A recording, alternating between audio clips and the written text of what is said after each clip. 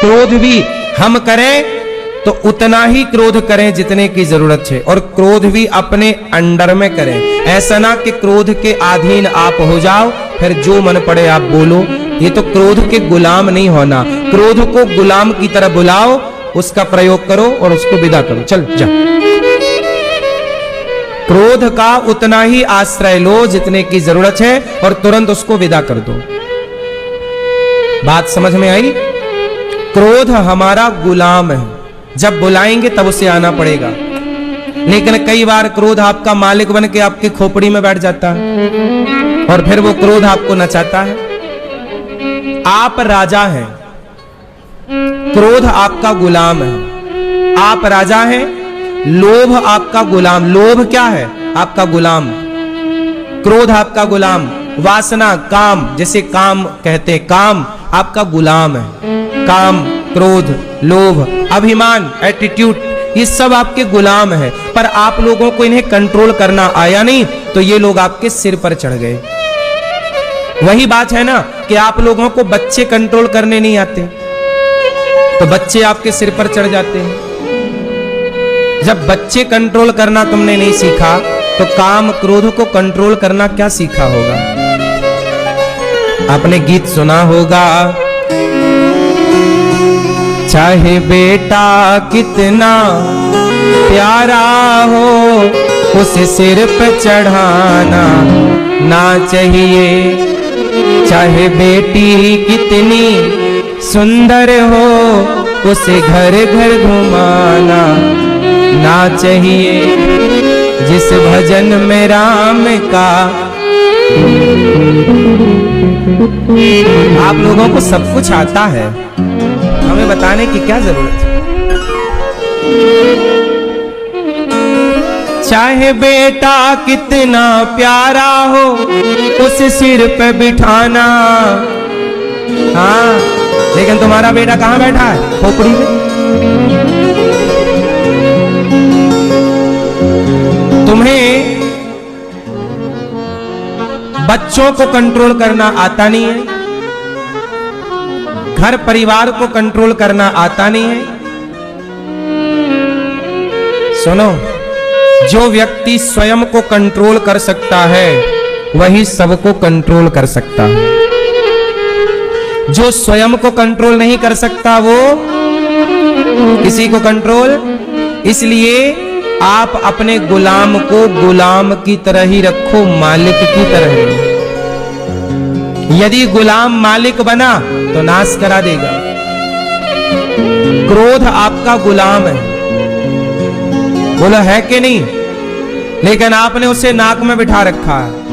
गुस्सा कहां रखा है? नाक में। शंकर जी क्या कर रहे हैं? दक्ष गालियां दे रहे हैं, शंकर जी चुपचाप खड़े हैं, कोई रिप्लाई नहीं।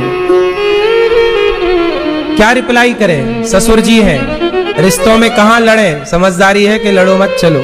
शंकर जी चले गए, पहला।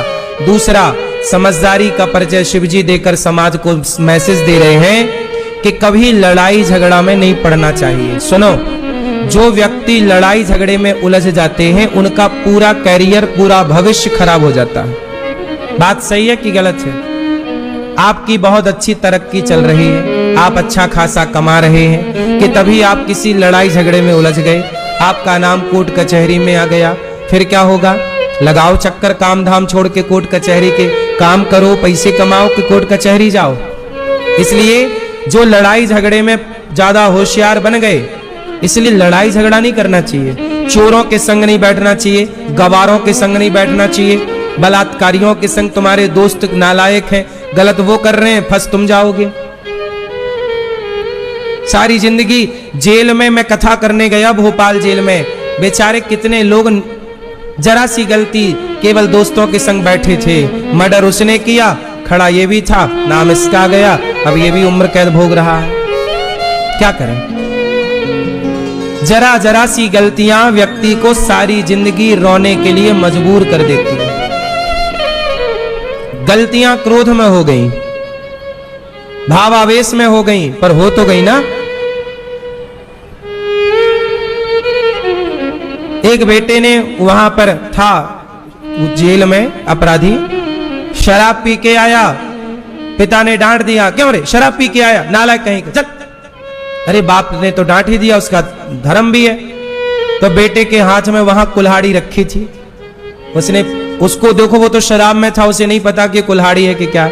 शराब में आदमी अंधा हो जाता है, इसलिए मना करते हैं शराब ना पिया करो, लेकिन पीने वाले कहते हैं अरे ये तो लिक्विड फॉर्म है, पानी है, क्या होता है। जेलों में जाकर देख लो, शराब पी करके जिंदगी तबाह नरक बनी है शराब के कारण। शराब पी के बाप ने जरा डांटा, उसे होश था नहीं, उठाया कुल्हाड़ी और उसे लगा क्या है, बाप की तरफ फेंका, सचमुच बाप की गर्दन में जाके लगी, बाप मर गया। अब उम्र कैद भोग रहा है। अब जब नशा उतरा तब तक तो वो जेल में पहुंच गया। अब पियो शराब, पी के क्या पा गए, 20 साल की सजा पा गए, उम्र कैद पा गए। ये है शराब का मजा। बाप भी चला गया तुम्हारा, बाप को मारने की हत्या कलंक भी लग गया। ईश्वर के दरवाजे पे क्या मुंह दिखाओगे कि बाप को मार के आए हो।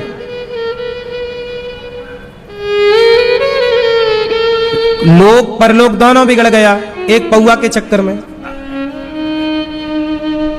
इसलिए समझदार नहीं है ये लोग, एक नंबर के बेवकूफ हैं, जिनका खुद पर कंट्रोल नहीं है, क्रोध पर कंट्रोल नहीं, खाने पीने पर कंट्रोल नहीं, शराब पिए जा रहे हैं, पिए जा रहे हैं। कंट्रोल कर भाई, तेरा शरीर है, तू पी रहा है, तेरे ही बिगड़ेगा और किसी का नहीं। हम तो समझा रहे हैं, बिगड़ना किसका है फिर। लेकिन अब मूर्खों को समझाए कौन। शंकर जी एक लीला से तमाम मैसेज देते हैं, सीखने वाला सीख सकता है। शंकर जी चले गए, दक्ष प्रजापति के अंदर अब अपमान करने की भावना बढ़ी। दक्ष ने कनखल में यज्ञ कराया, उस यज्ञ में सबको बुलाया, पर शिव जी को जानबूझकर नहीं बुलाया, क्योंकि शंकर जी का वह अपमान करना चाहता था। देखो, कभी किसी का अपमान ना किया करो, कोशिश करो तो दे सको तो सम्मान दो। मैं आपको सम्मान दूंगा तो बहुत कुछ पाऊंगा, अपमान करूंगा तो क्या पाऊंगा।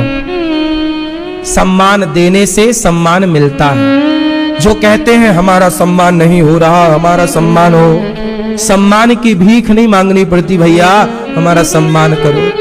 सम्मान की कभी भीख ना मांगो, अपने को इतना योग्य बनाओ, इतना काबिल बनाओ और समाज का, आप लोगों का स्वयं सम्मान करो। अपने आप आपका सम्मान होना स्टार्ट हो जाएगा। आपकी योग्यता, आपकी काबिलियत आपको सम्मान दिलाएगी, पहला। दूसरा, जब आप लोगों का आदर करते हैं, लोगों का सम्मान करते हैं, तो आपका भी आदर सम्मान बढ़ता है। इसलिए जो बोएंगे वो काटेंगे।